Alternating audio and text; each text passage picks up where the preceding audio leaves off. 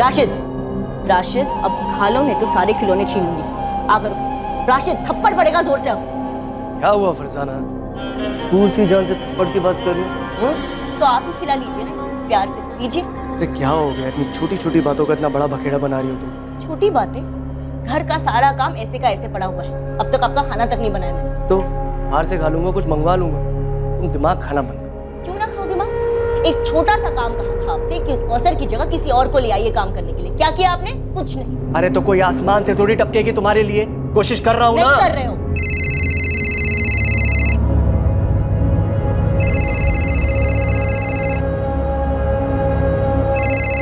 अरे बशीर क्यों फोन कर रहा है अभी? हाँ बशीर बोलो। अशफाक भाई कौसर कहाँ है? बात करो आप उससे मेरी। दिमाग सठिया गया क्या बशीर? मुझे इस तरह के भद्दे मजाक बिल्कुल पसंद नहीं है। क्या मजाक? मैं परेशान हूँ। कौसर कहाँ है? आप ही ने तो कहा था कि खुद उसे यहाँ लेकर रियाजपुर आने वाले हैं। अबे भांग वांग तो नहीं पी रखी है तूने? 3 जून को मैंने कौसर को यहाँ से बस में बैठाया था।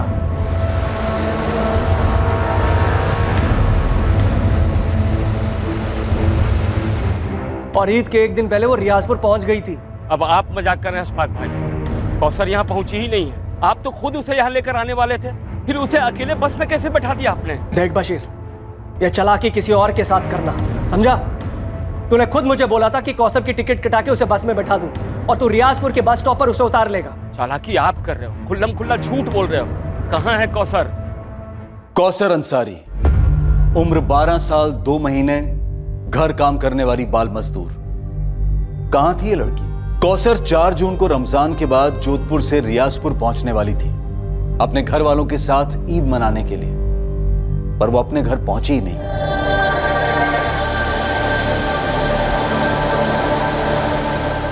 कौसर अंसारी की कहानी दिल को झकझोर देने वाली दास्तां है। एक ऐसा रोंगटे खड़े कर देने वाला हादसा जो देश के कई हिस्सों में कई लड़कियों के साथ आए दिन होता आया है और इस वक्त भी हो रहा है।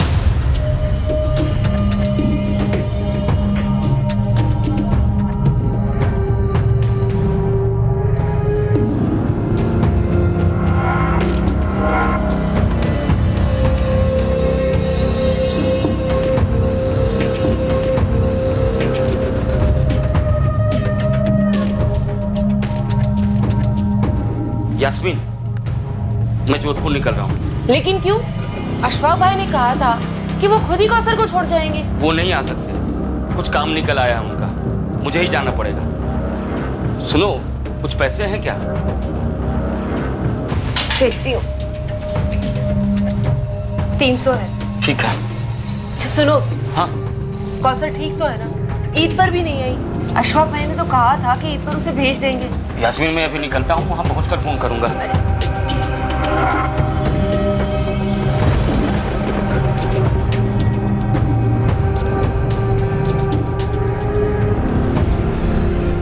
बस अब यही बाकी रह गया, वो बशीर आकर यहाँ अपना रोना देगा। अरे जो कर रहा है करने दो साले, 1 नंबर का लालची इंसान। अगर ज्यादा नौटंकी करी ना उसने, सीधा पुलिस में दूंगा उसे। चलो मैं चलता हूँ, लेट हो रहा है, शाम को मिलता हूँ।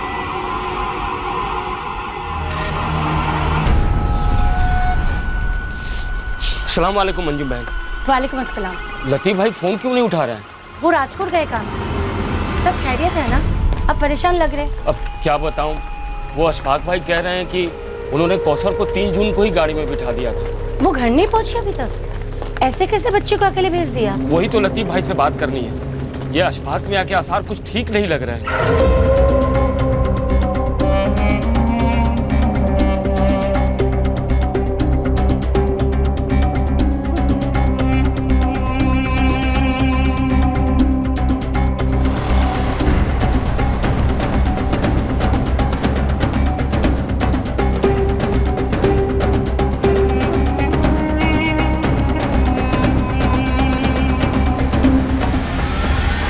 अशफाक भाई, इससे पहले बशीर यहाँ धमक जाए, हम पुलिस को पहले ही बता देते हैं। नहीं नहीं, इसकी कोई जरूरत नहीं है। मैं क्या डरता हूँ उससे? आने दो, उसे साथ लेकर थाने चलते हैं। उसके बाद आमने सामने बैठकर सारा मैटर ही क्लियर कर देंगे। झूठ बोल रहा है ये साहब। हमारी कभी कोई ऐसी बात नहीं हुई कि कौसर को अकेले भेज दो। इन्होंने खुद से कहा था कि कौसर को लेकर हमारे घर रियाजपुर छोड़ देंगे। एक मिनट। चिल्ला क्यों रहे? तो क्या करूं साहब, सिर्फ 12 साल की बच्ची है मेरी। पहले मुझे एक बात समझाओ बच्चे, कौसर को वहाँ रियाजपुर गुजरात से यहाँ जोधपुर इनके यहाँ काम करने तुमने भेजा था? हाँ साहब, 8 महीने पहले भेजा था। क्या करूं साहब, गरीबी, मजबूरी। महीने के आखिरी में बच्चों को पानी पिलाकर सुला रहा था, तो मैंने सोचा कि कम से कम कौसर को तो भरपेट खाना मिलेगा, साथ में पैसे भी। इनके साथ कांटेक्ट कैसे हुआ? हमारे मोहल्ले में कॉन्ट्रैक्टर है लतीफ भाई। मैं और मेरी बीबी यास्मीन दिहाड़ी मजदूर हैं साहब, खेतों में काम करते हैं। मेरी बेटी कौसर और छोटा बेटा फरीद रियाजपुर के सरकारी स्कूल में पढ़ रहे थे। लतीफ भाई खुद सामने से आए थे, ये कहकर कि कौसर के लिए काम है। अरे बशीर। जी लतीफ भाई। ऐसा है, जोधपुर की ना एक पार्टी है, 3 साल का उनका बच्चा है। उस बच्चे की देखभाल के लिए उन्हें कोई चाहिए, तुम्हारी कौसर जैसी। क्या बोलते हो? लेकिन लतीफ भाई, कौसर तो खुद अभी बच्ची है। बशीर, शरीफ लोग हैं, यूं ही मुलाकात हुई तो जिक्र निकला।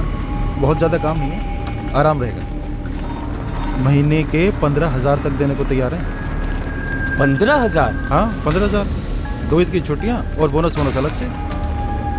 लेकिन लतीफ भाई, कौसर की अम्मी यास्मीन कभी नहीं मानेगी। बशीर, जिंदगी में ऐसे मौके सभी को नहीं मिलते हैं। और फिर देख, यह है क्या? कुछ भी नहीं है। कम से कम तो उस आमदनी से अपने बच्चे फरीद को और अच्छे ढंग से पढ़ा पाएगा, है ना? तुम दोनों अच्छे से खा पी पाओगे, सुकून की जिंदगी गुजारोगे। देख ले, 15,000 रुपये कम नहीं होते हैं, बाकी तुम्हारी मर्जी है।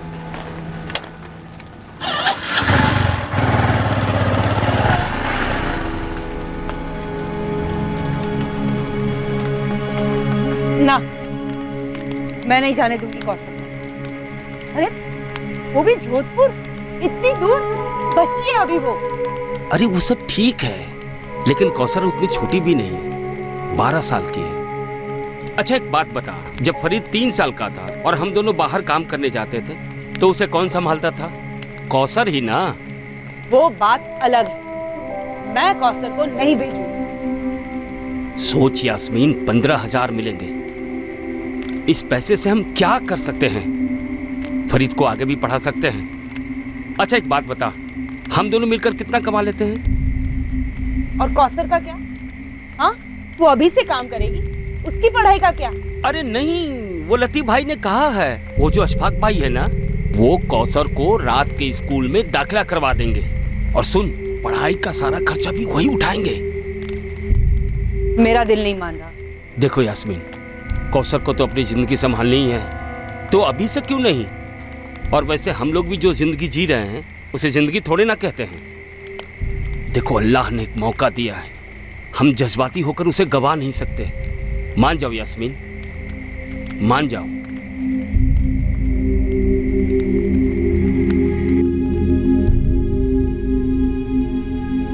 अबू मैं नहीं जाऊंगी। आप आ जाएगी तो मैं भी जाऊंगा। तू चुप कर फरीद, एक उनका 3 साल का बेटा है राशिद, वो भी फरीद जैसा ही है। पर फरीद तो नहीं है ना अबू। वहाँ अच्छे से रहेगी, इससे सबका अच्छा होगा। मुझे दूर भेजकर आपको अच्छा लगेगा? अच्छा इस बात का लगेगा कि जो हम दोनों तुझे कभी नहीं दे सकेंगे वो तुझे वहां मिलेगा। और तुम्हें भी अच्छा लगना चाहिए कि तुम्हारी वजह से तुम्हारे अम्मी अब्बू और छोटे भाई फरीद की जिंदगी बेहतर होगी। देख, अब तू बच्ची नहीं रही, घर की तरफ तेरी जिम्मेदारी है। अगर तू सचमुच हमसे प्यार करती है ना, तो कभी ना नहीं बोलेगी।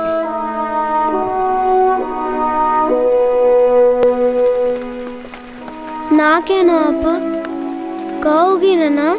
वो लोग सिर्फ तुमसे काम करवाएंगे, तुम्हें बिल्कुल अच्छा नहीं लगेगा, रोना आएगा, तुम्हें हमेशा हमारी याद आएगी और हमें तुम्हारी। मत जाना, मैं कह दे रहा हूँ। चलो, बच्ची तो ना समझ है, लेकिन तुम्हें बेअक्ल होने की जरूरत नहीं है।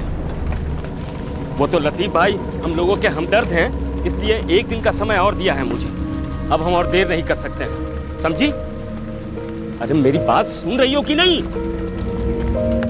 सुन रही हूँ, पर मेरा दिल नहीं मान रहा। दिल होता ही है पत्थर रखने के लिए। तुम मना कर रही हो, इसलिए बच्ची भी नानुकुर कर रही है। समझाओ उसे कि महीने के 15,000 क्या होते हैं। किसी भी तरह मनाओ उसे। अगर हम लोगों ने ये मौका छोड़ दिया तो जिंदगी भर पछताना पड़ेगा।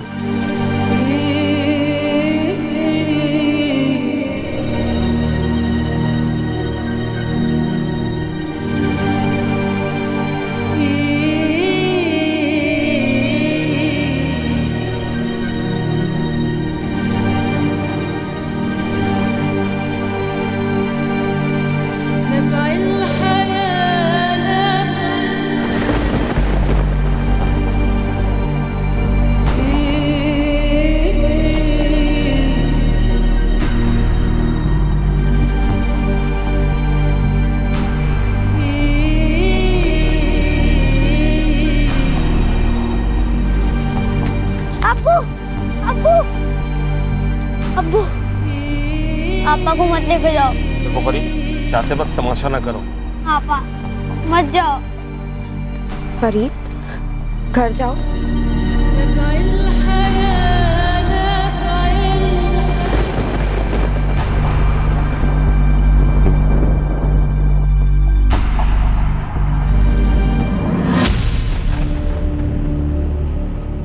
एक बात बताऊं को सर, अभी ऐसा मुंह लटकाए हुए है ना, तू देखती जा। जब तू ईद की छुट्टी पर घर वापस आएगी तो 2 ही दिन में अपने अब्बू से बोलेगी मुझे जोधपुर वापस जाना है। अरे वही तो कब से समझा रहा हूँ लतीफ भाई।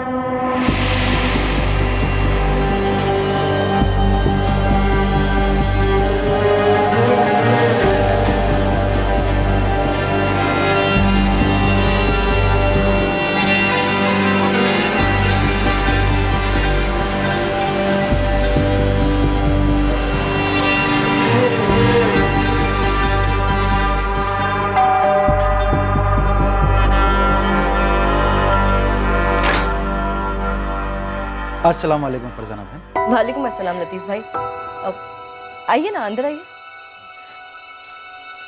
ये लो बशीर भाई, एडवांस है 2 महीने की तनख्वाह।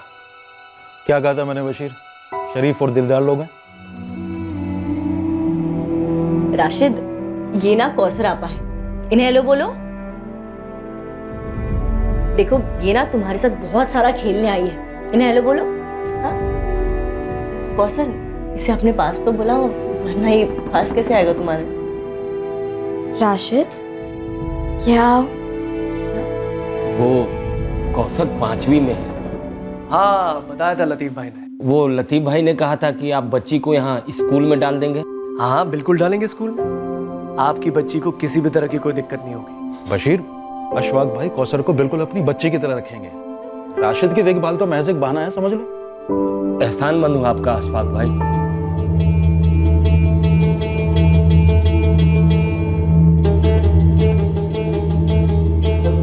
एक गरीब आदमी की बच्ची सिर्फ 12 साल की एक अमीर आदमी के घर में उसके छोटे बेटे की देखभाल के लिए काम पर रखी जाती है। यह हमारे देश के शहरों में आम है। आर्थिक कठिनाइयां न जाने कितने ही बच्चों को वक्त से पहले बड़ा होने पर मजबूर कर देती हैं।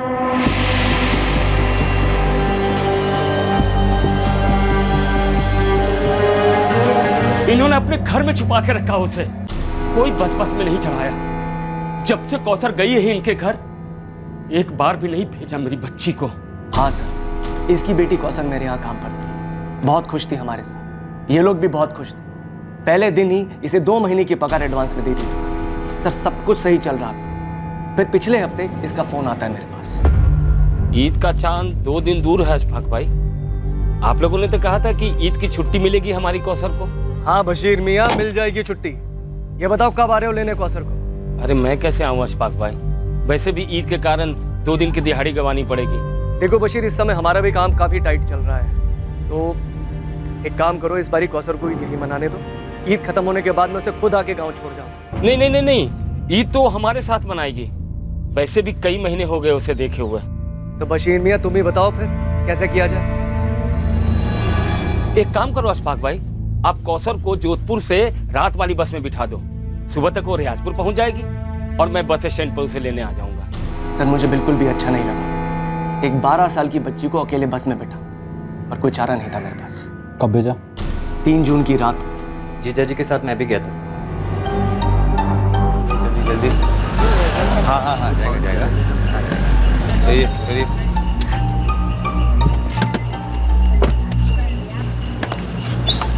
सामने बैठाइए आप। आप आइए। कौसर के हाथों मैंने बतौर ईदी खाने की चीज़ें और काफ़ी सारे तोहफे भी भेजे थे, उसके और उसके भाई फरीद के लिए। जब तक बस चल नहीं पड़ी, मैं और कासिम वहाँ से हिले तक नहीं। ये देखिए सर, टिकट की कॉपी भी लाया हूँ।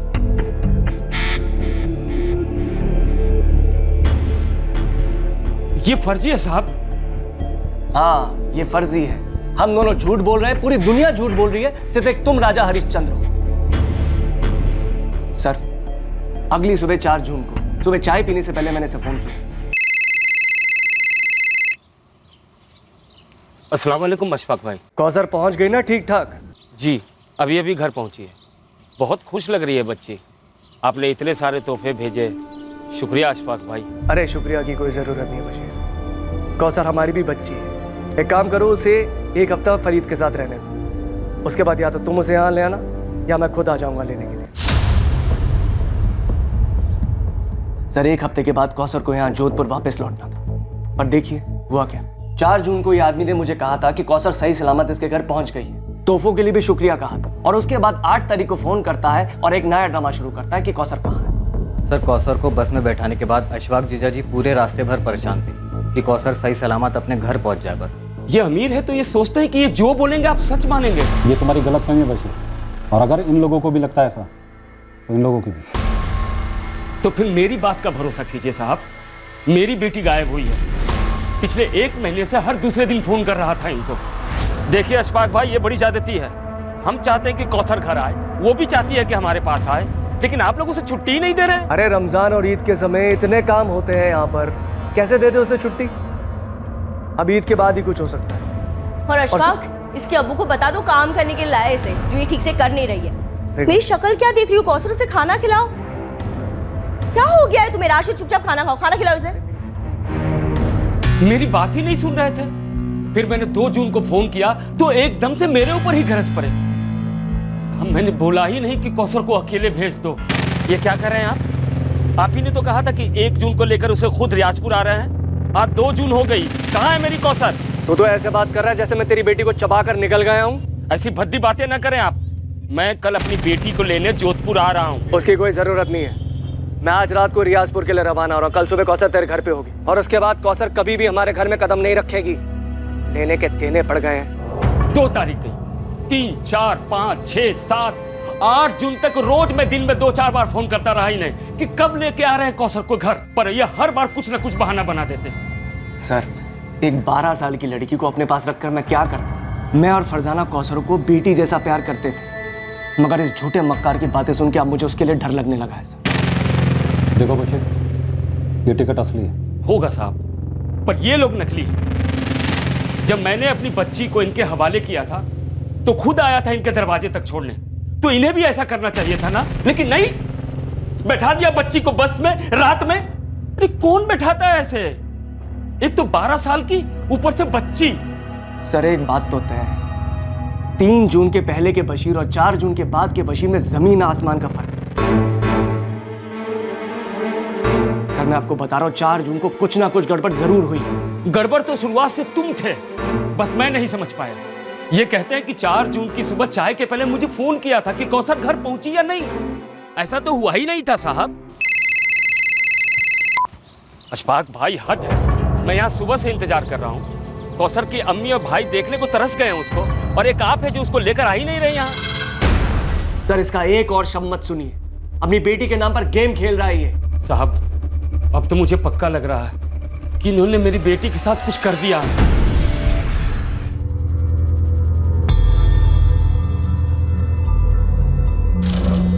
फरजाना, फरजाना जी। ये कौसर अपना सामान कहाँ रखती थी?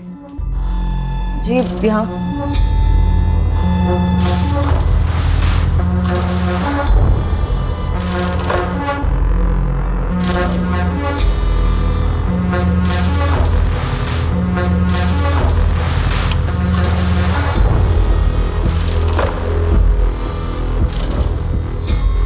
देखिए, कुछ नहीं है वहाँ।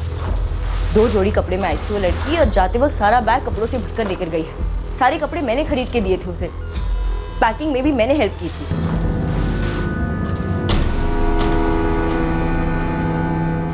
सर, बाकी के कमरों में भी कुछ नहीं मिला। तो फिर मेरी बच्ची कहाँ है? अरे हमें क्या पता, तुमने ही कुछ किया होगा उसके साथ। सगा बाप हूँ, भूलिए मत। तो फिर इसने ये कैसे कह दिया? क्या 4 जून को कौसर ठीक ठाक रियाजपुर पहुंच गई थी? साहब मैंने कहा ही नहीं था। तुम दोनों में से कोई तो एक झूठ बोल, लेकिन फिक्र मत करो, सच तो हम बाहर निकाल ही लेंगे। लेकिन फिलहाल अभी सबसे पहले उस बच्ची को तलाशना जरूरी है जिसकी उम्र सिर्फ 12 साल है। मेरी बच्ची? हाँ, तुम्हारी बच्ची, जिसे तुमने सोने का अंडा देने वाली मुर्गी बनाना चाहा। और आपके बच्चे की आया, जो खुद एक बच्ची थी। एक बात याद रखो आप दोनों, हम इस मामले की तह तक जाएंगे और सच का पता लगा के रहेंगे, लेकिन सबसे पहले कौसर को ढूंढना जरूरी है।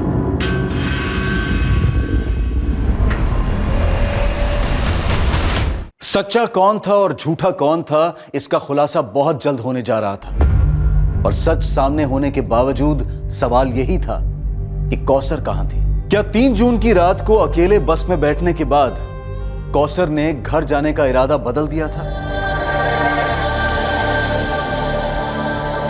या क्या वो वाकई अपने घर पहुंची थी? इस केस की सच्चाई, कौसर की मानसिक हालत से जुड़ी थी, जो कि अशफाक करीमी के घर में रहते हुए पैदा हुई थी। पर इस वक्त कौसर कहां थी? कौसर से बात कराइए मेरी। हाँ करवाता हूँ, लेकिन अभी नहीं। अभी यहाँ कुछ चल रहा है। कुछ चल रहा है मतलब? सब ठीक तो है ना? कौसर है ना वहीं? आप मेरी उससे बात क्यों नहीं करवाते?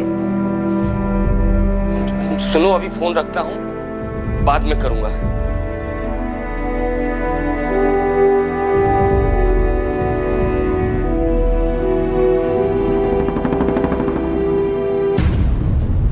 कितना दूर है इसका घर?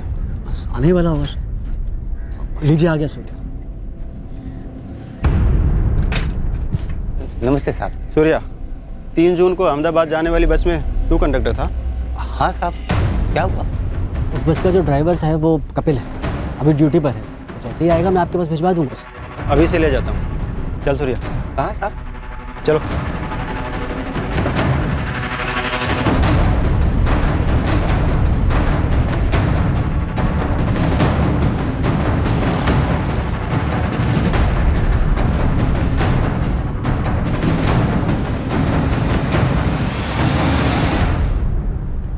अशोक भाई, रियाजपुर से लतीफ भाई आए। चलो शुक्र है, अब यही सच बता देंगे पुलिस को।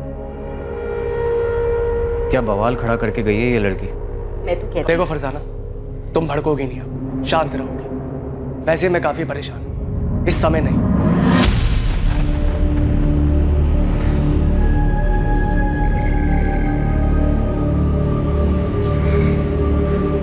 लतीफ भाई। हाँ, क्या लतीफ भाई, आप तो मेरा फोन ही नहीं उठा रहे हैं। खुद आ गया हूं ना। वो कौसर के बारे में सुना आपने? क्या हुआ? वो अशफाक भाई, क्या सोचा था क्या निकले। इतना बड़ा झूठा आदमी देखा नहीं मैंने। कौसर घर पहुंची ही नहीं और वो क्या क्या कहानियां बना रहे हैं। ऐसा कैसे बशीर? कौसर तो 4 तारीख को पहुंच गई थी ना। अशफाक भाई बोल रहे थे कि आप मेरी बात मानोगे या उस झूठे की?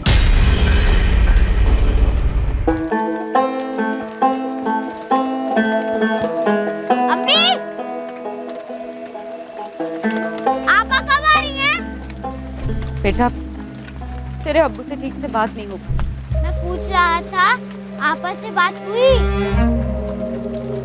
मैं भी तो वही कह रही हूँ कि नहीं हुई। वो ईद पर भी घर नहीं आए।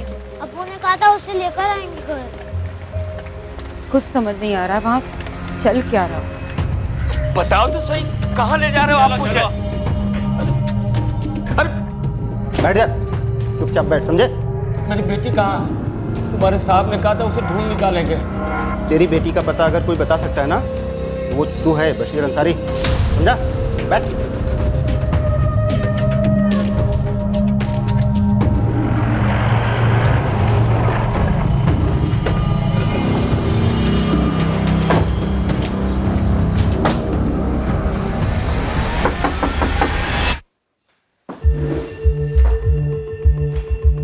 देख बशीर, बात को घुमा मत। अगर मेरा दिमाग घूम गया ना 2 मिनट में सीधा कर दूंगा। शांति से बता दो कहाँ है कौशल। ये कैसा गंदा मजाक है साहब?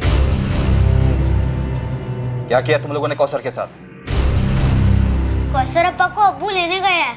आपा जोधपुर में है। ना, वो जोधपुर से यहाँ रियाजपुर आई थी 4 जून की सुबह। ये आप क्या कह रहे हैं साहब? ये भोली बनने का नाटक किसी और के सामने करना। पता कौसर कहाँ है? ये डरे हुए होने का नाटक हम पर कोई असर नहीं करता, उल्टा और गुस्सा बढ़ाता। समझ गया। अशफाक भाई ने सबको लपेटे में ले लिया, सब बिक चुके हैं। सबको झूठा बोलता है, तेरा झूठ पकड़ा गया। हाँ, ये थी बस में, कौसर नाम है इसका। अच्छा, नाम भी याद रखता है? अरे नहीं साहब, वो अकेली सफर करी थी ना बस में, और इसे जो बिठाने आया था बड़ी फिक्र थी उसे। बार बार मुझसे कह रहा था कि कौसर का ख्याल रखो। हाँ, यही थे। दोनों थे? हाँ, बड़ा अच्छा आदमी था, बड़ी फिक्र थी इसे। रियाजपुर बस स्टैंड में उतार दीजिएगा। हाँ, फिक्र मत कीजिए, मैं ख्याल रखूंगा बच्ची का। और हाँ, ये लो, रास्ते में कुछ खा, किसी अच्छी जगह रुकिए। हाँ, बेफिक्र, हम अच्छी जगह ही गाड़ी रोकते हैं। मैं अच्छी तरह से बच्ची को रियाजपुर में उतार दूँ। चले बेटा।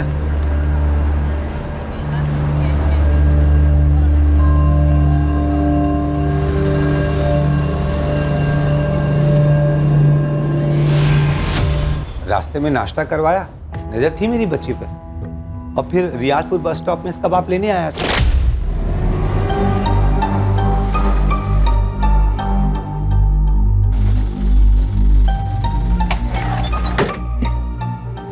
अब्बू, अरे चलो कौसर, बाय। एडवांस में मुबारक। हाँ कपिल, बड़ा गाड़ी। ड्राइवर कपिल से भी पूछ लीजिए, वो भी यही बताएगा। वैसे हुआ क्या है साहब? हाँ, कौसर नाम है। अपने कंडक्टर सूर्या और मैंने इसे रियाजपुर में उतार दिया था। बाप आया था लेने। कुछ हो गया क्या सब बच्ची को? अच्छा, वो बस कंडक्टर और ड्राइवर भी झूठ बोल रहे? सब बिके हुए। अच्छा, और वो तेरा लतीफ भाई? क्या क्या बोला लतीफ भाई? साहब, सारे जोधपुर में मैंने कई सारी बच्चों को काम पर लगाया है। आप किसी से भी पूछ सकते हैं। मैंने तुमसे तुम्हारा बायोडाटा नहीं पूछा लतीफ अब्बासी। मैंने सिर्फ इतना पूछा है, बशीर और अशफाक के बीच झूठ कौन बोला? साहब, मैं वही बताऊंगा जितना मालूम है मुझे। जल्दी बोल। 3 जून को फोन आया था मुझे अशफाक भाई का। देख लतीफ, इस बशीर को मैं तेरे जरिए मिला था, इसलिए तुझे बता रहा हूँ। ये आदमी मुझे कुछ ठीक नहीं लगता। कौसर को रियाजपुर अकेले भेजने के लिए इसने मुझे मजबूर किया है। अभी भी बस में बैठा कर आ रहा हूँ उसे, और इसने मुझसे वादा किया कि रियाजपुर बस स्टैंड पर उसे उतार लेंगे। लेकिन मेरा मन तो नहीं मान रहा था, लेकिन मैं क्या करता, बाप तो वो है ना, उसकी मर्जी। मैं 4 तारीख की सुबह ही काम से निकल गया था अपने गांव से। मैंने खुद जाकर नहीं देखा बच्ची पहुंची या नहीं। अगर अशफाक भाई बोल रहे हैं कि उन्होंने बच्ची को बस में बैठा दिया था, तो बैठा दिया होगा। वो झूठ नहीं बोले। मतलब बशीर झूठ बोल रहा है? पता नहीं साहब, लेकिन हाँ, ये बशीर बातें थोड़ा मिर्च मसाला लगा कर कहता है। सच बताता हूँ साहब, बच्ची शुरू में जाने को राजी नहीं थी, और ना ही उसकी अम्मी राजी थी, मगर बशीर जबरदस्ती कौसर को भेजना चाहता था। और साहब, ये तो पार्टी से 15 की जगह 20 चाहता था। मैंने बोला, अच्छे लोग हैं, ज्यादा मुंह मत फाड़, मुझसे नहीं हो पाएगा ये सब। अच्छा, ये कौसर खुश थी अशफाक करीमी के परिवार से? पूरे 8 महीने थी वो उनके घर पर। खुश नहीं होती तो रहती नहीं वहां साहब। मुझे तो ये समझ में नहीं आ रहा है कि ये बशीर ऐसे क्यों पेश आ रहा है। अब ये ड्रामा बंद कर, चल बता कहाँ छुपा है कौसर को, क्या क्या उसके साथ? इस तरह चुप रहने से केस खत्म नहीं हो जाता, लंबा चलता है और तकलीफ बढ़ती जाती है।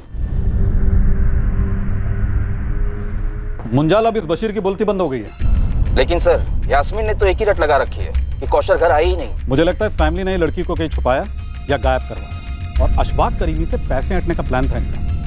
मैंने कौसर की मिसिंग कंप्लेंट दर्ज कर दी। तुम एक काम करो, इस बशीर के पीछे 2 आदमी लगा, ये हमारी नजर के बाहर नहीं जाना चाहिए। मुझे लगता है साले ने ही कुछ किया है।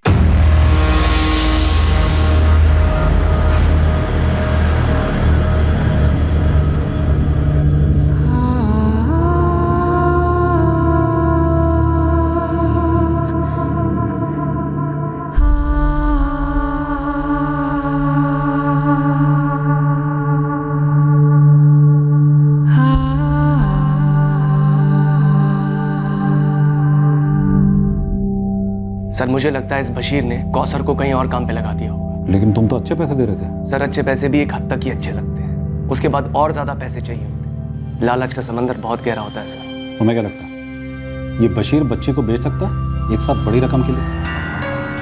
सर मैं वहाँ तक तो नहीं सोचूंगा, पर इंसान को कोई भरोसा नहीं। पर सर बात यह है कि बच्ची बहुत प्यारी थी, हमारे साथ बहुत घुल मिल गई। और ये बशीर मुझे पहले दिन से कुछ ठीक नहीं लगा था, पर हमारे को बेटी से मतलब था, इसलिए हमने माइंड नहीं किया। हमें भी लगता है कि कौसर के गायब होने में बशीर शामिल है। हमारी तरफ से कोई कसर नहीं छूटेगी। हमने रियाजपुर पुलिस को बोल दिया बशीर पर कड़ी नजर रखी।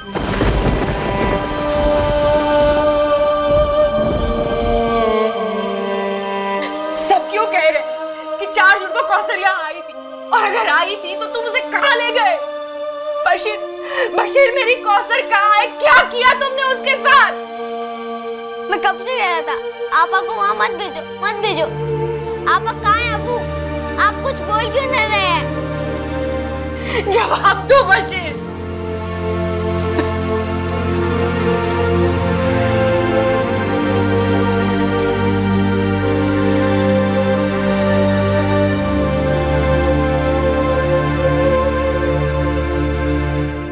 बस का कंडक्टर, बस का ड्राइवर, सब ने अशफाक और उसके साले कासिम को 3 जून की रात को कौसर को बस में बिठाते हुए देखा था।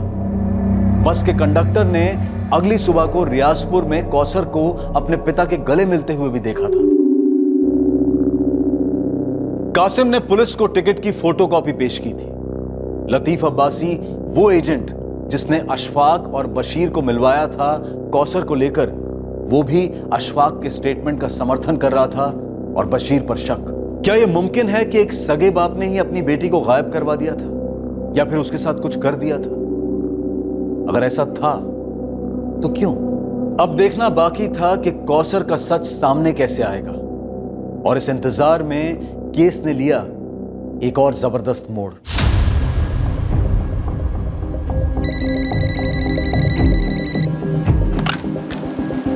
हेलो, हाँ मौलवी साहब बताइए। कल्पना जी, यहाँ रियाजपुर का एक मसला है जिसका ताल्लुक आपके जोधपुर से। बताइए क्या मसला है। एक बच्ची है यहाँ की जो वहाँ जोधपुर में घर का काम करती है। अच्छा, और?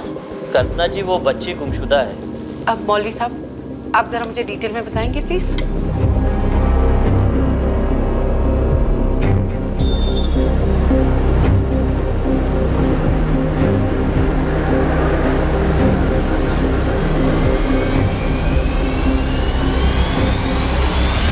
अरे कल्पना जी, पहले आप बैठिए तो सही। मुझे बैठना नहीं है त्रिवेदी जी, मुझे सिर्फ ये जानना है कि माइनर कौसर अंसारी के मिसिंग केस का स्टेटस क्या है। ये स्टेटस क्या होगा कल्पना जी? हमने कौसर की तस्वीर हर जगह भेजी थी, गुमशुदा हुई थी और रियाजपुर में। हमने वहाँ के थाने में भी इंफॉर्मेशन दे दी थी। और रियाजपुर पुलिस आपके कहने पर उस बशीर को हर दूसरे दिन पुलिस स्टेशन बुलाकर हैरेस कर रही है। तो आप ये बताइए कल्पना जी, हम क्या करें? कौसर के फादर बशीर का ये कहना है कि अशफाक और उसकी फैमिली झूठ बोल रही है, जबकि सारे सबूत ये कहते हैं कि कौसर रियाजपुर पहुंची थी, और गवाह हैं जिन्होंने बशीर को रियाजपुर बस स्टैंड में देखा था कौसर को रिसीव करते हुए। अब आप ये कह रहे हैं कि बशीर की पत्नी यास्मीन ने आप लोगों के पास शिकायत की, तो सबसे पहले जाकर आप यास्मीन से कहिए कि वो अपने पति बशीर से पूछे कि कौसर कहाँ है, क्योंकि बशीर ही वो अकेला आदमी जो ये बता सकता है कि कौसर कहाँ गायब है, लेकिन वो कुछ बोल नहीं रहा।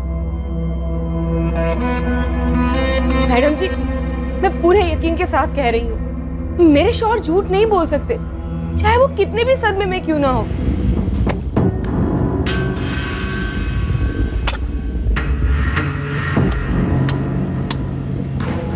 देखो यास्मीन, अभी तक के सारे गवाह और सबूत उसके खिलाफ हैं। और तो और तुम्हारे गांव का वो एजेंट लतीफ अब्बासी, उसने कहा है कि अशफाक ने बच्ची को बस में बिठाया और उसे तुरंत फोन किया। मैडम जी, मुझे नहीं मालूम किसने क्या कहा, मुझे बस मेरी बच्ची चाहिए। मुझे उसे जाने ही नहीं देना चाहिए था। मैडम जी, आपके हाथ जोड़ती हूँ, कुछ कीजिए उसे ढूंढने के लिए। ठीक है, मैं समझ गई। देखो, मैं कोई वादा तो नहीं कर सकती, लेकिन कुछ बड़े अफसरों को पहचानती हूँ। देखो क्या हो सकता है।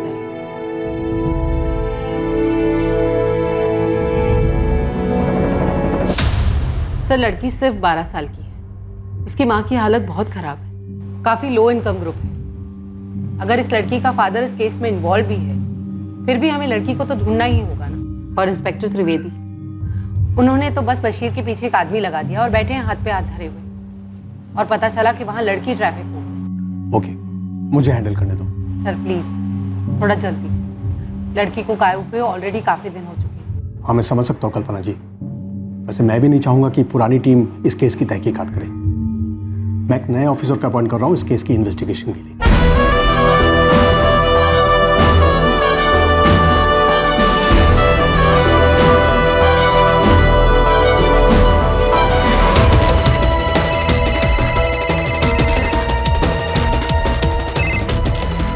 Good morning sir. 12 साल की माइनर लड़की है राजपूत। ऑलरेडी काफी टाइम निकल चुका है। अभी लग जाता हूँ सर। इस केस को टॉप प्रायोरिटी दो। समझ गया सर। जय सर। कल्पना, ताज्जुब की बात यह है कि बच्ची अभी तक घर नहीं पहुंची, और बच्ची कहाँ है किसी को कुछ पता ही नहीं। जी हाँ सर, इस बच्ची कौसर की माँ भी बहुत परेशान है। इस कौसर के पिता बशीर इस केस में मुख्य संदिग्ध है। ये तो आपको दोनों लोकल थानों से पता करना होगा कि अगर बशीर ने कौसर को गायब किया है तो उन लोगों ने बशीर के खिलाफ क्या कार्रवाई की है। भैरवी, अशफाक को यहाँ बुलाओ। Okay sir. सर, इस बच्ची को जल्दी ढूंढना होगा। ये सिर्फ 12 साल की है। मुझे तो ये समझ में नहीं आ रहा है कि अशफाक ने 12 साल की बच्ची को अकेले कैसे छोड़ दिया, और वो भी ओवरनाइट ट्रिप से।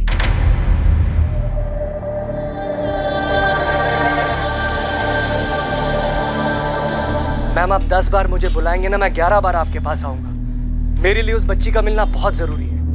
मैं आपसे सिर्फ इतना कह रहा हूँ कि इस वक्त कौसर के बाप बशीर को लॉकअप में होना चाहिए, क्योंकि उसी ने कुछ किया है। मैम, उसे तो हम आड़े हाथों लेंगे ही। आप यहाँ आ जाइए, हमें आपसे ही बात करनी है। जी।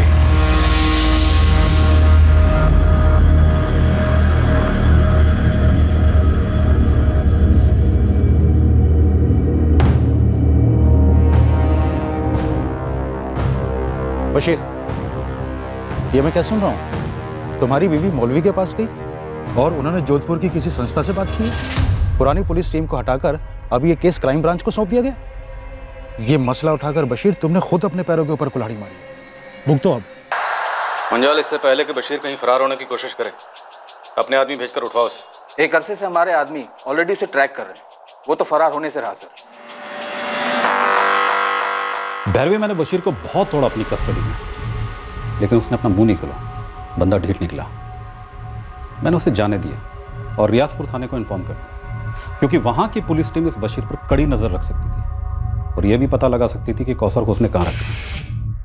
यह भी मुमकिन है कि शायद उसने कौसर को कहीं और काम पे लगा दिया या फिर बेच दिया। एक बात और जो हमें पता चली वो ये कि कौसर की मां यासीन नहीं चाहती थी कि कौसर अशफाक के घर काम पे जाए। मैं कौसर को नहीं भेजूंगी। और बच्ची खुद भी वहां जाना नहीं चाहती थी।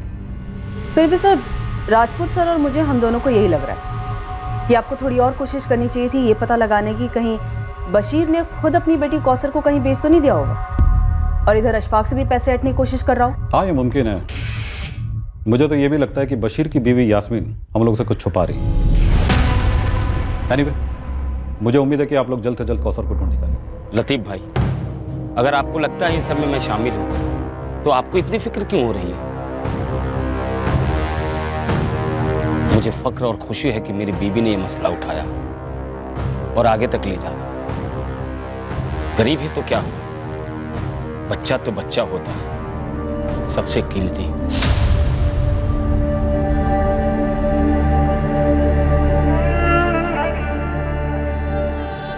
क्या पुलिस टीम बदलने से कौसर की तकदीर बदलने वाली थी?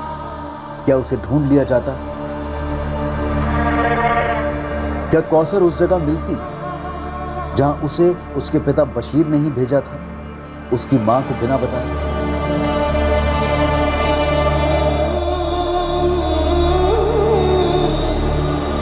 यह कोई पहली बार नहीं था कि गरीब बाप ने अपनी बच्ची को जोखिम में डाल दिया था। अपने घर से दूर उसे किसी और के घर में काम पर लगाकर मालिकों से पैसा ऐंठने की कोशिश की थी। और साथ ही यह भी कोई पहली बार नहीं हो रहा था कि अमीर परिवार के लोगों ने अपने घर पर काम के लिए रखे गए एक बाल मजदूर के बारे में पुलिस को झूठ बोला हो, उन्हें गुमराह करने की कोशिश की हो। पहली इन्वेस्टिगेशन टीम के पास इस बात के ठोस सबूत थे कि कौसर रियाजपुर पहुंची थी। अब सवाल यह उठ रहा था कि क्या उस टिकट की फोटोकॉपी और बस कर्मचारियों के बयान में खोट हो सकती है? हो सकता है कि कंडक्टर और ड्राइवर ने ठीक से ध्यान न रखा हो और बच्ची रियाजपुर की जगह किसी और ही स्टॉप पर उतर गई हो, कहीं और ही पहुंच गई हो, या फिर उसे कहीं और पहुंचा दिया गया। इस केस में एक बात काफी स्पष्ट थी कि कौसर के साथ कुछ गलत हुआ था। ये 12 साल की बच्ची कहां थी और किस हाल में थी, ये एक बड़ा परेशान करने वाला सवाल था।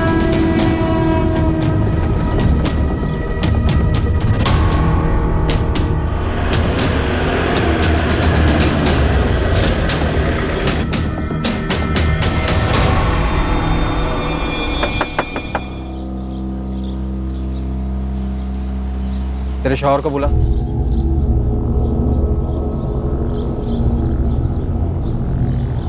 तेरे लिए जोधपुर क्राइम ब्रांच आई है।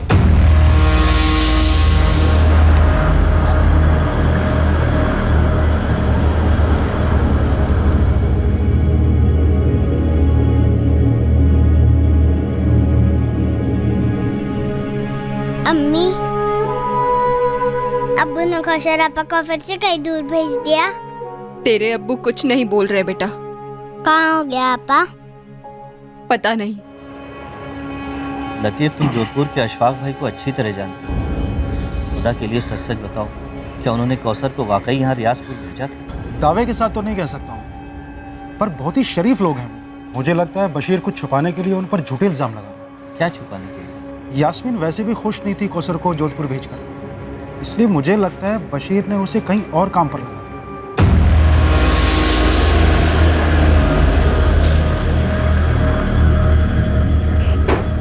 मैंने बशीर से साफ साफ कहा था कि कौसर को अकेले भेजना सेफ नहीं है। फिर भी आपने उसे भेजा?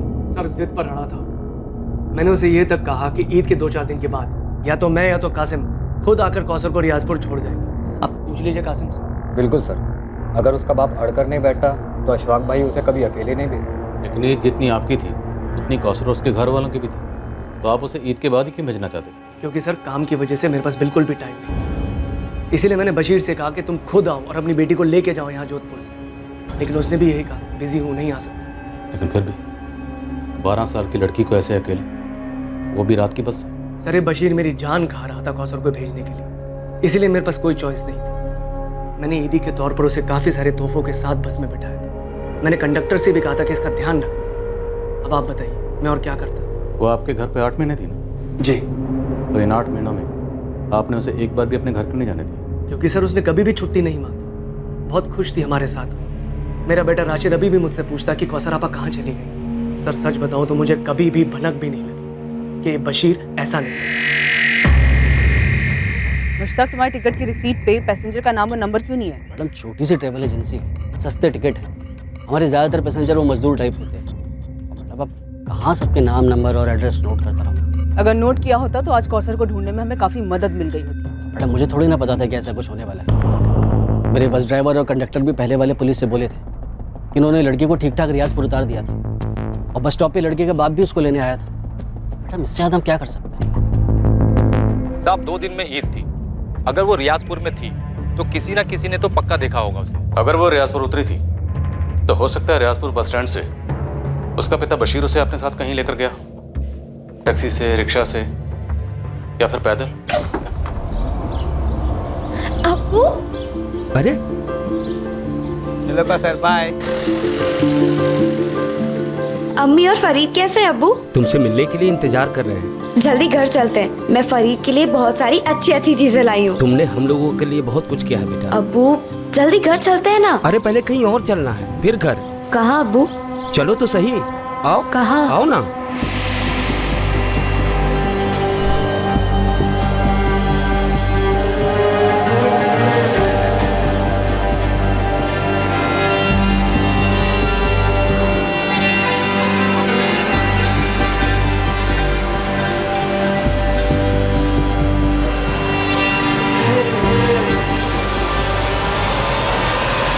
ऐसा भी क्या गुस्सा था कौसर को जो उसे मार ही डाला और अशफाक से पैसे भी निकलवाने चाहे?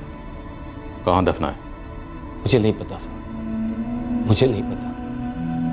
मुझे उस पर किस बात का गुस्सा था, लेकिन एक बात सच है, सच हो सकती है। क्या? जब वो जोधपुर वाले साहब मेरी पिटाई कर रहे थे। बोल, क्या किया तूने कौसर के साथ? बोल साले बोल। तब मुझे एहसास हुआ कि मेरी बेटी कौसर को मार डाला गया। ये अशफाक कातिल है मेरी बेटी का साहब। मार डाला मेरी पुंसी बच्ची को। इसलिए तो अशफाक से पैसे मांग रहा है बतौर मुआवजा। इस कौसर को काम पर रखकर ना बहुत बड़ी गलती कर दी है सर। सर आप इस बशीर को आड़े हाथों लीजिए, बहुत बड़ा गेम खेल रहा है। कैसा गेम? सर ये जब भी जोधपुर आता है इस केस के सिलसिले में मुझे फोन करता है। अशफाक भाई, केस लंबा चलेगा तो तकलीफ आपको होगी। कहना क्या चाहता है बशीर? आप मुझे मुआवजा दे दो 15 लाख, केस वापस ले लूंगा और कौसर को भी भुला दूंगा। कलीस बेगैरत आदमी अपनी बेटी का सौदा कर रहा है तुम मुझसे? सर इस आदमी का मकसद सिर्फ पैसे हटना है। मैंने इंस्पेक्टर त्रिवेदी से भी यही कहा था, जैसा भी हो कौसर के बारे में पता लगाइए। क्या पता इस बशीर ने उसे पहले ही मार दिया हो। तो फिर लाश कहाँ है? बताइए ना, कहाँ है लाश? 10 दिन हो गए मेरी बच्ची को गायब हुए। किसी को तो मिलती। तू बता दे। क्या बताऊं सर, गरीब आदमी, इसलिए मेरी जवान की कोई कीमत नहीं है। पर अशफाक भाई मुझ पर वाहियात इल्जाम लगाएंगे, आप इसे सच मानेंगे? तेरी बात भी सच मानेंगे, लेकिन सच बोल के तो देख। क्या बताऊं और क्या देखूं साहब? 4 पैसे घर में आएंगे, यही समझकर मैंने अपनी बच्ची को भेजा लतीफ के भरोसे। अब वही लतीफ मुझ पर उंगली उठा रहा है, ऊपर से कहता है बशीर कि ये सब बड़े पुलिस वाले के पास चला गया। तुम्हें बहुत तकलीफ होगी, हो रही है साहब, हो रही है, क्योंकि सारी दुनिया समझती है कि मैंने अपनी कौसर के साथ कुछ कर दिया। तेरे हिसाब से पूरी दुनिया झूठी।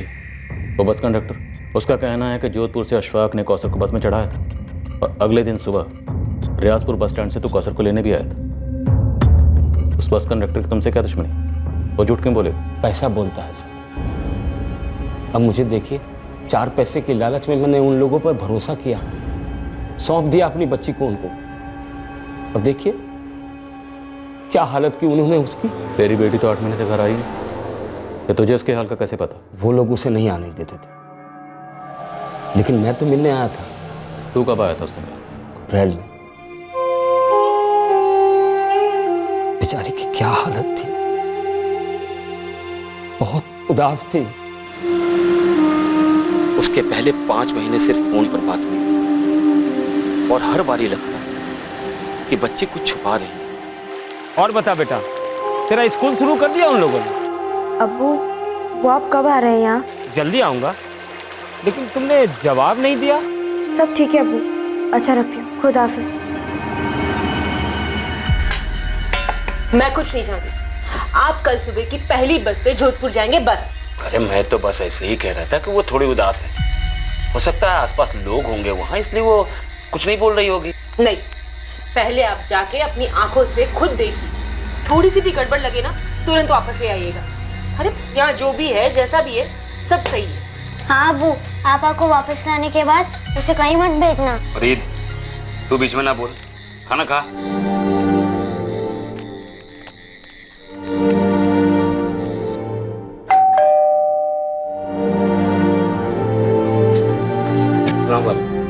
अरे बशीर, एकदम अचानक से? जी बस रहा नहीं गया, बुलाइए ना कौसर को। रुको बुला।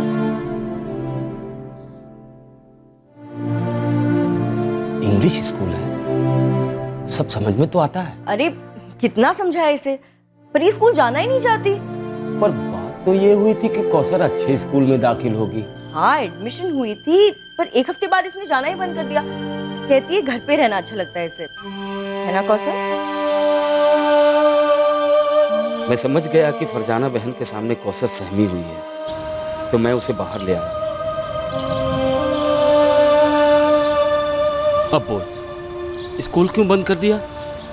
अब्बू, ये लोग पूरा दिन मुझसे काम करवाते, घर के सारे काम। ये कोई एक बार की घटना नहीं है, कम से कम पैसों में नौकरों से ज्यादा काम करवाना मध्यम वर्गीय परिवारों में एक आम बात है, और अमीर घरों में तो यह सबसे ज्यादा देखने को मिलता है।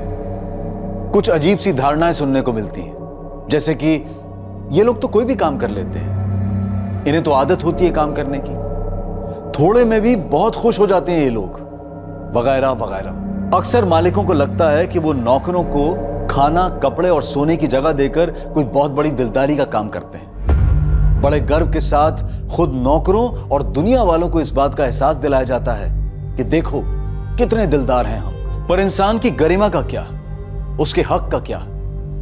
नौकर विरोध में चू भी करे तो उस पर बदतमीजी, काम चोरी, यहां तक कि चोरी के भी इल्जाम लगते हैं। जी नहीं, हम ये सब बढ़ा चढ़ाकर नहीं कह रहे हैं, आंकड़े यही हकीकत बयां करते हैं। और यहां इस केस में इस अमानवीय बर्ताव से पीड़ित कौसर सिर्फ 12 साल की थी। क्या वो अपने साथ हो रहे जुल्म के बारे में झूठ बोल रही थी? मुझे उस दिन मेरी बच्ची को वापस ले आना चाहिए था। तो क्यों नहीं ले गए? मैं उनकी बातों में आ गया था साहब। देखो बशीर भाई, छोटी है, घर की याद आती होगी, इसलिए मैं बुरा नहीं मान रही हूँ कि वो इस तरह से झूठ बोल रही है। होता है, कोई बात नहीं। बशीर, लो, हमें देखो, इस घर को देखो, क्या लगता है तुम्हें इस घर में जल्लाद रहते हैं, एक छोटी सी बच्ची को मारेंगे? और बशीर भाई, वॉशिंग मशीन में 1-2 बार कपड़े डालना निकालना काम थोड़ी होता है। मेरी अपनी बेटी होती तो उससे भी करवाती ना। पर बच्ची कह रही थी कि आपके यहाँ और कोई नौकरानी नहीं है। मिलती नहीं है ना बशीर भाई, तभी तो सारे काम मुझे करने पड़ते हैं। इसलिए तो कौसर को रखा है राशिद के लिए। बशीर, हम तुम्हारी बच्ची को अपनी बच्ची की तरह ही रख रहे हैं। अब रही बात स्कूल जाने की, तुम्हारी बच्ची मानती नहीं है, बहाने बनाती रहती है, कभी टीवी देखना है, कभी कुछ और करना है, बचपना है। और इस महीने दोबारा करवा देंगे ना एडमिशन।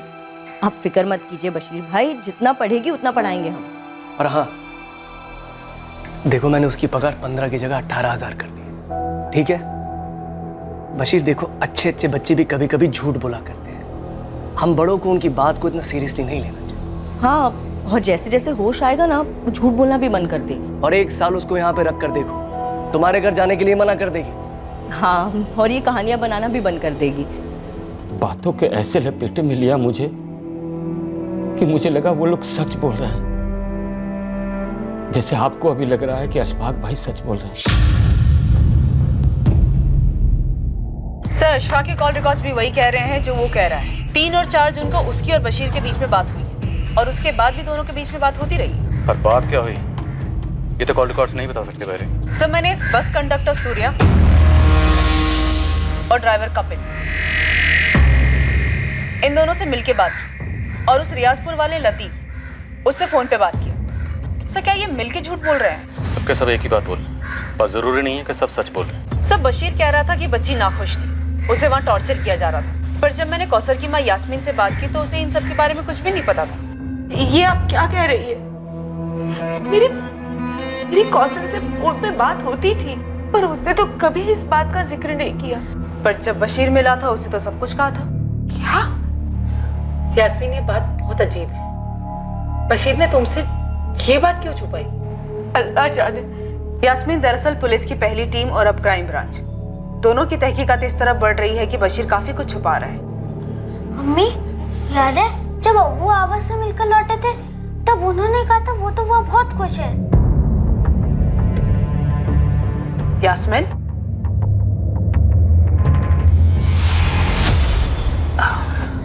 कौसर काफी खुश है वहाँ, और वो लोग भी उससे काफी खुश हैं। और स्कूल सब बढ़िया चल रहा है। गए तो ले ही आते ना। अरे पगले, सिर्फ मिलने गया था, ऐसे कैसे काम के बीच में ले आता? कुछ ही दिनों के लिए ले आते। तरस गई हूँ उसे देखने। मैं भी। थोड़ा इंतजार करो, ईद हमारे साथ ही मनाएगी कौसर। यास्मीन, हमारे पास इस बात का सबूत है कि अशफाक करीमी ने 3 जून को कौसर को बस में बिठाया था।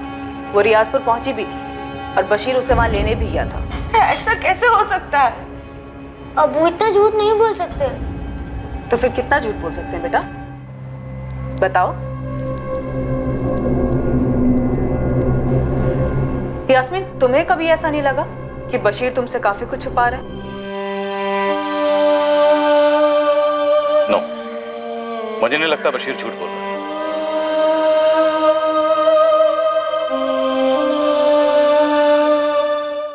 बट सर हमारे पास कोई सबूत नहीं है ये साबित करने के लिए कि अशफाक और फरजाना ये दोनों झूठ बोल रहे हैं। हमारे पास बशीर के खिलाफ सबूत के तौर पर एक बिना नाम के टिकट की रेसिट, कुछ बिना डिटेल के फोन रिकॉर्ड्स और 3 गवाह जो इंसान, पर हम सब जानते हैं इंसानियत बिकाऊ है।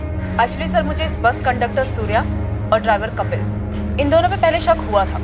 इस बस का लास्ट स्टॉपेज है अहमदाबाद। मैंने वहाँ पे अपनी एक टीम एक्टिवेट कर दी है ये जानने के लिए कि कहीं ये दोनों किसी रैकेट में तो शामिल नहीं है। रैकेट बिजली की तरह काम करते हैं। घर भी वक्त निकला जा रहा है। बच्ची कौसर कहाँ है?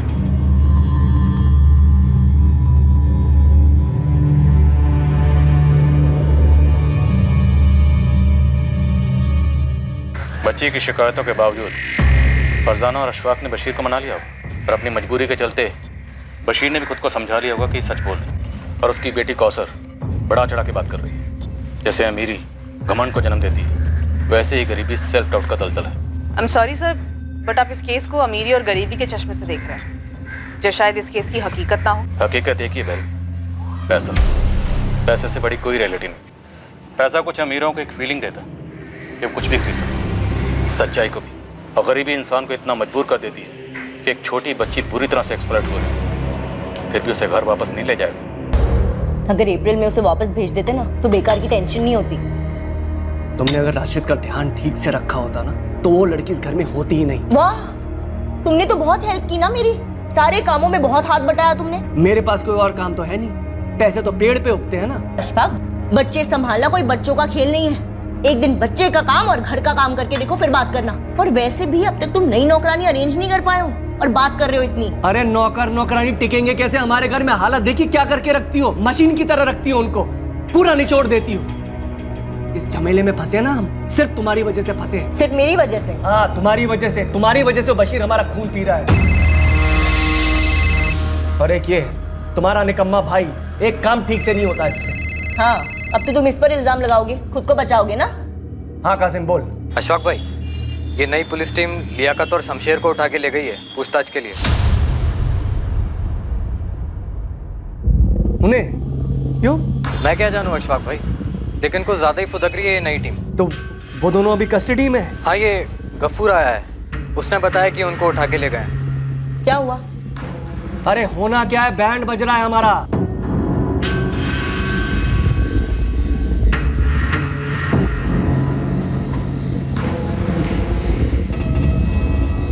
कितने में बेचा मेरी बेटी को?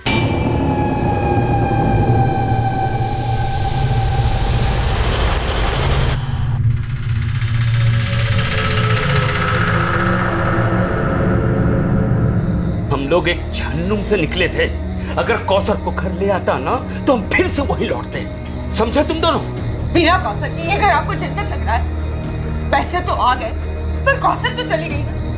पता नहीं किस तकलीफ में होगी मेरी बच्ची। वो तकलीफ में नहीं थी, यहाँ शहजादी बनकर रहती थी। हम लोगों को कुछ तकलीफ नहीं है। पहले वो लोग मुझ पर इल्जाम लगा रहे थे कि मैंने कौसर के साथ कुछ कर दिया है, जो कि सरासर झूठ है। और अब उसी झूठ को तुम लोग सच तो ये है कि कौसर को उन्होंने भेजा ही नहीं। मुझे पता नहीं कि वो इस वक्त कहाँ है। मैं तो खुद चाहता था कि वो ईद पर घर आए।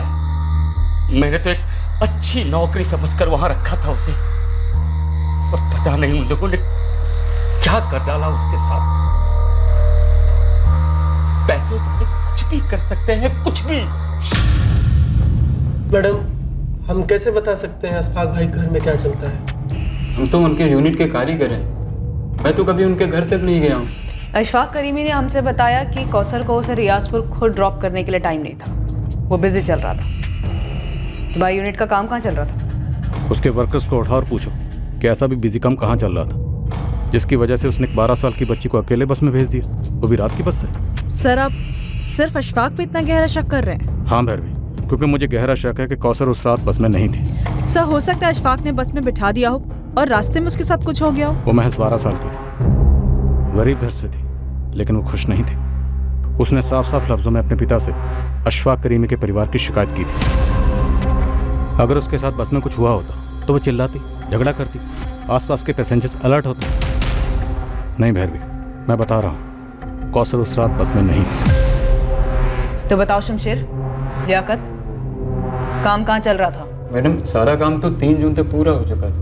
हम सबको ईद की छुट्टियां चाहिए थी। हाँ, तो 3 जून तक काम चल कहाँ रहा था? 20 मई से 3 जून तक हमारी पूरी यूनिट बाड़मेर में थी। एक गार्डन में मार्बल फिटिंग का काम चल रहा था।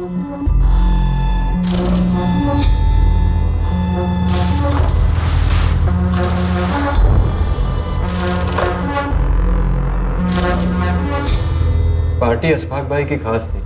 हम पूरी ताकत लगा रहे थे ईद के पहले काम पूरा करने की। हमने 2 तारीख तक सारा काम निपटा लिया था। तो अशफाक करीमी ने हमसे झूठ बोला कि उसके पास कौसर को रियाजपुर ड्रॉप करने का टाइम नहीं था। मैडम वो सब हमें नहीं मालूम। उनकी निजी जिंदगी है मैडम, हमारा कोई ताल्लुक नहीं। कौसर के साथ क्या हुआ था ये बहुत पहले पता चल सकता था, ठीक उसी वक्त जब मिसिंग कंप्लेंट दर्ज हुई थी, जब इन्वेस्टिगेशन पहली पुलिस टीम के हाथ में थी। एक अहम सुराग नजरअंदाज हो गया था, पर सवाल यह था कि यह नजरअंदाजी गलती से हुई थी या फिर जानबूझकर एक गुनाह पर पर्दा डाला गया था।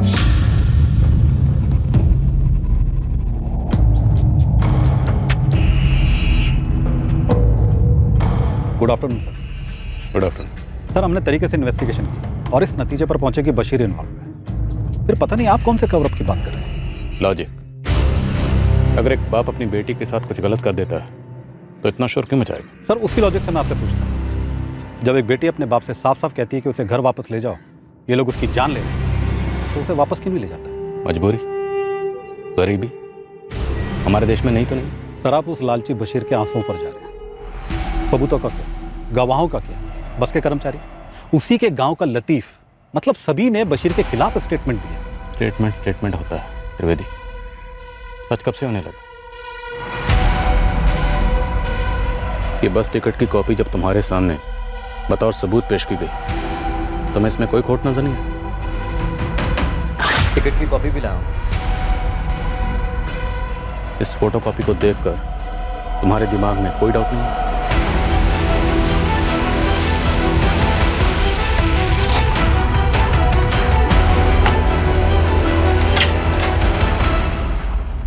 लतीफ अब्बासी, जोधपुर क्राइम ब्रांच तुमसे कुछ बात करना चाहती है। किस बारे में सर? 3 जून की रात को अशफाक ने तुम्हें कॉल किया था ना?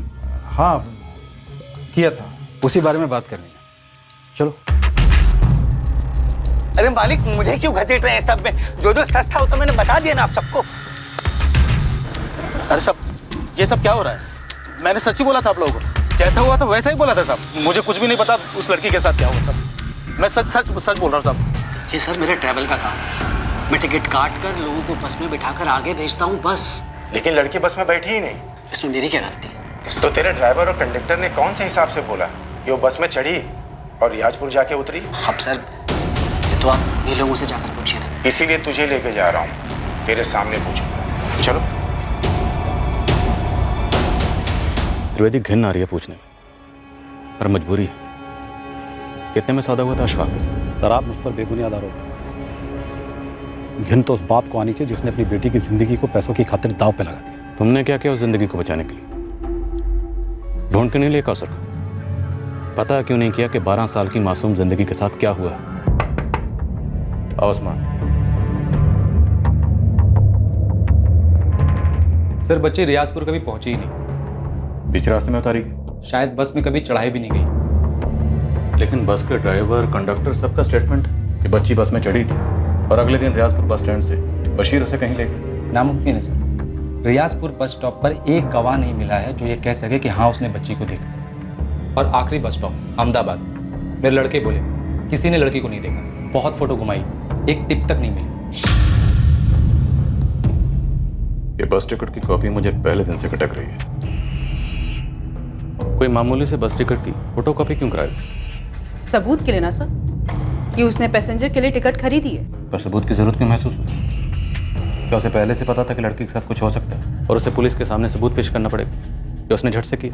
सर, उसे आभास हुआ होगा कि बच्ची को वो बस में अकेले बिठा रहा है, तो उसके पास प्रूफ होना चाहिए। नो वेरी, उसे कोई आभास भाभास नहीं। उसने जो करना था कर दिया और ये टिकट बाकायदा प्लानिंग के तहत खरीदा गया ताकि वह साबित कर सके कि बच्ची बस में चढ़ा दी गई थी। अगर ऐसा हुआ हो तो इस प्लान में उस बस का कंडक्टर, ड्राइवर, ट्रैवल कंपनी का मालिक और वो रियाजपुर वाला लतीफ सब शामिल होंगे। ये सवाल तुम्हारे दिमाग के रडार में आए नहीं त्रिवेदी? सर, जो सवाल मुझे ज़रूरी लगे मैंने पूछे दोनों पार्टी। त्रिवेदी, बच्ची का कत्ल हुआ, मालूम है, और मेरा अनुमान गलत नहीं होगा। ये बात तुम्हें भी मालूम थी। बाढ़ में टीम गई है वहां पर। मुझे लगता है बच्ची की लाश को वहीं ठिकाने लगा गया।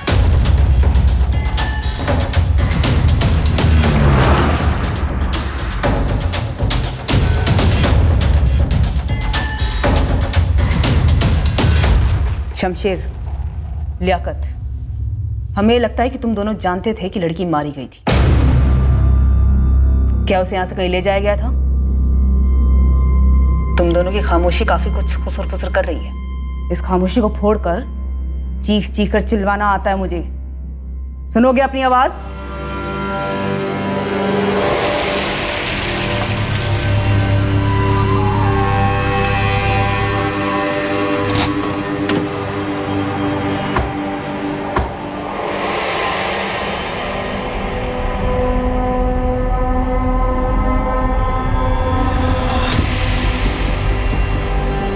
तुम लोगों को एक मार्बल रिप्लेस करना है, बाकी कासिम संभाल लेगा। समझे तुम लोग?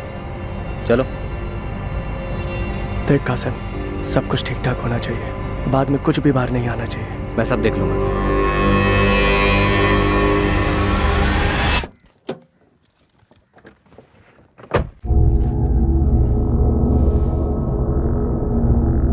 लड़की वापस नहीं आने वाली, मारी जा चुकी। जो मारे जाते हैं वो खुद के लिए इंसाफ की गुहार नहीं लगा सकते।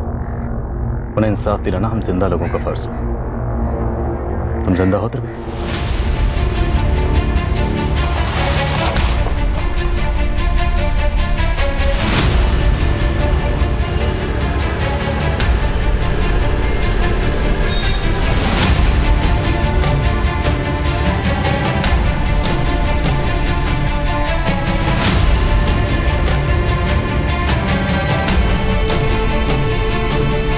कौन है आप लोग?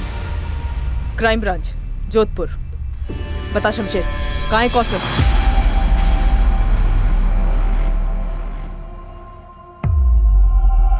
कौन कौसर? ये क्या हो रहा है, कुछ बताएंगी आप?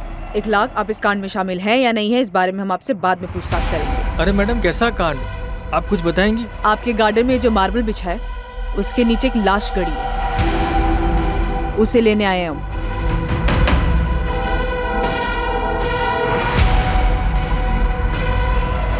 ये सही है, इसी को रिप्लेस करेंगे। शुरू हो जाओ।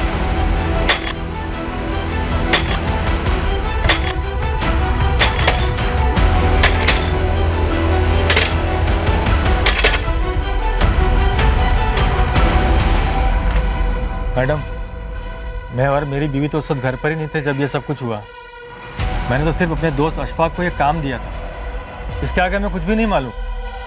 इखलाक, वो सब हम मालूम कर लेंगे। वैसे मैडम, ये लाश मतलब कौन है, किसकी है? तुम्हारे दोस्त अशफाक के घर में काम करने वाली एक नौकरानी थी, 12 साल की बच्ची।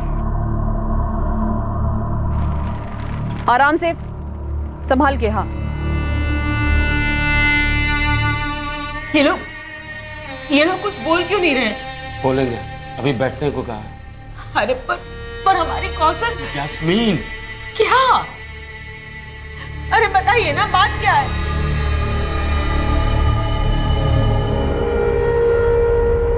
मैडम, आपको दिखाई नहीं दे रहा है मेरे बच्चे की क्या हालत हो रही है? बच्चे के लिए कुछ चीज चाहिए तो बता दीजिए, मंगवा देंगे। और अगर आपके कोई लेडी रिश्तेदार है तो उसे भी बुलवा लो। लेडीज रिश्तेदार? क्यों? देखिए, मुझे अपने शौहर से बात करनी है। कहाँ है वो? बुलाइए उन्हें। इतनी आसानी से मारकर दफना दिया बच्ची को? सर, मैं मारना नहीं चाहता, पर उसने मुझे मजबूर किया और मैं फंस गया। एक 12 साल की गरीब बच्ची ने ऐसा क्या किया था? जिद पर अड़ गई थी। नहीं नहीं नहीं, मुझे इस घर में रहना ही नहीं है। ये भी खत्म और तेरी सारी शिकायतें भी खत्म। यहाँ भी मैं जिम्मेदार हूँ। हाँ, मैंने कहा था मार डालो इसे। तो और क्या करता मैं? तुम्हें मार देता या खुद को मार डालता? जिस तरह हमारी मार्बल की फैक्ट्री में इलेक्ट्रिक कटर की आवाज होती है ना, मेरे घर में रोज वैसी आवाजें होती। एक तरफ फरजाना की बकवास हो रही, दूसरी तरफ इस कौसर का रोना था। बस उस रात दिमाग घूम गया मेरा। सर उस रात तो मैं वहाँ था भी नहीं। अशफाक भाई ने फ़ोन किया, बोले ऐसा ऐसा हुआ है, अब क्या करें? देखिए राजपूत साहब, मैं आपके साथ मोलभाव नहीं करूंगा। आप जो रकम बोलेंगे उस पर डन करूंगा। कैश चाहिए, ज्वेलरी चाहिए, जो चाहिए बताइए। तुम्हारा बच्चा बशीर और यास्मीन तुमसे तुम्हारा बच्चा मांगे तो जान के बदले जान। सर वो लड़की अब नहीं रही, ठीक है ना? कौन सा उसके घर वालों पर पहाड़ टूट गया, उल्टा खाने वाला एक मुंह का मुंह है। तुम दोनों भी नहीं रहोगे ना तो तुम्हारे घर वालों पर भी कोई पहाड़ नहीं टूटेगा, बल्कि इस धरती का बोझ कुछ कम होगा।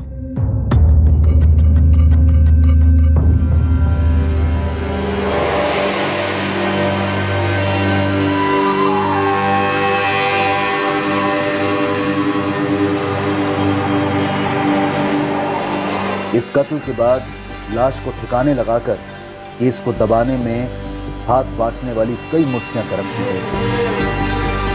भरपूर पैसा खर्च किया गया था इस झूठी कहानी को रचने में कि कौसर जिंदा थी और घर भेजी गई थी। आना नहीं चाहिए किसी को, लेकिन अगर पुलिस आई पूछने तो तुम दोनों को मालूम है क्या बोलना और उस पर अड़े रहना। सब सेट है भाई, लेकिन एक बात है जो मुझे अभी सूझी। क्या? वो रियाजपुर वाला लतीफ अब्बासी। तुम्हें बोलना कि तुमने रियाजपुर में कौसर को देखा था बशीर के साथ। सवाल ही नहीं उठता अशफाक भाई, ये तो बहुत बड़ा झूठ हुआ, बुरा फंसूंगा। कैसे? मियाँ ईद का टाइम है, अगर मैं ये कहूँ कि मैंने देखा है, मेरे अलावा तो और किसी ने नहीं देखा होगा। लेकिन हाँ, एक काम हो सकता है। क्या? जल्दी बोलो। आज रात को आप मुझे फ़ोन कीजिए और बोलिए कि आपने बच्ची को बस में बैठा दिया है। मैं पुलिस के सामने यही सब बोलूँगा। झूठ के इस दिए को जलाए रखने के लिए पैसों का भरपूर तेल पिरोया गया था। सभी एक आवाज में कह रहे थे कि कौसर जिंदा है, जबकि सब जानते थे वो मारी गई है।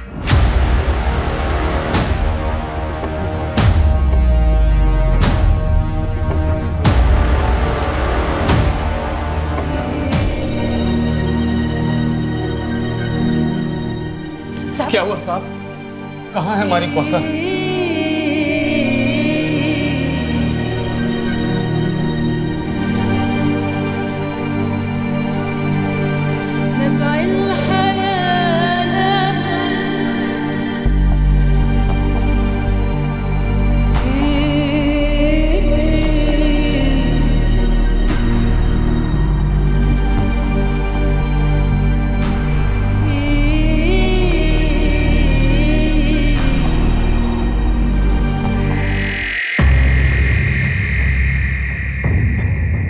माँ बाप ने आइडेंटिफाई किया सर, कौसर अंसारी ही है। चार्जशीट में एक भी लूप होल नहीं रहना चाहिए, मैक्सिमम सजा दिलानी है इन्हें। बास्टर्ड्स, कैसे? आई मीन 12 साल की बच्चे के साथ कोई कैसे ये सब कर सकता है? सर आई स्ट्रांगली फील कि इंस्पेक्टर त्रिवेदी ने कवर अप किया।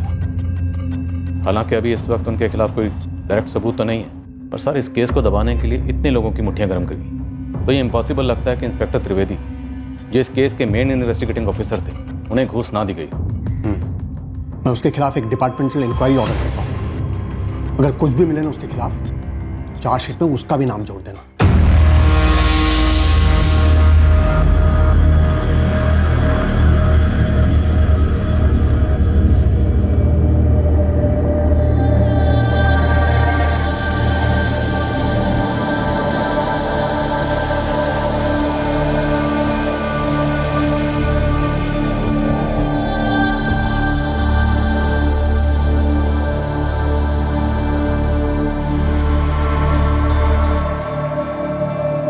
अशफाक करीमी पर कत्ल के लिए आईपीसी की धारा 302 के तहत चार्जेस लगाए गए हैं और सबूत मिटाने के लिए आईपीसी की धारा 201 के तहत भी उसे चार्ज किया गया है। कासिम जाफरी और फरजाना करीमी पर आईपीसी की धारा 201 के तहत सबूत मिटाने के चार्जेस हैं।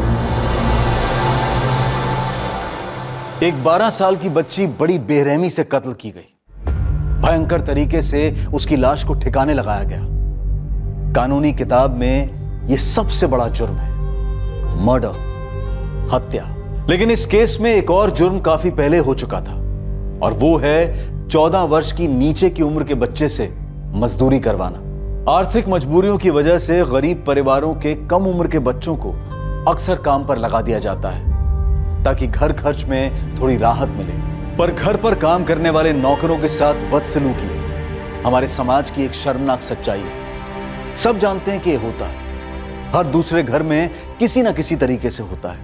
घरों के बाहर भी होता है, जैसे कि होटल्स में, रेस्टोरेंट्स में, पूरी सर्विस इंडस्ट्री में, जहां कुछ लोगों को ऐसा लगता है कि वो वर्कर्स को उनके काम के लिए पैसा दे रहे हैं तो वो जैसे चाहे उनके साथ पेश आ सकते हैं।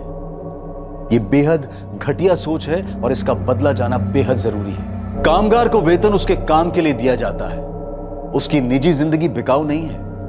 वेतन देने से कामगार मशीन नहीं बनता और ना ही गुलाम बनता है। दूसरों की गरिमा का मान रखना इंसान की गरिमा का असली प्रतीक है। सीधा सा मंत्र है, सामने वाले से वैसा सुलूक करो जैसा सुलूक आप उससे चाहते हो।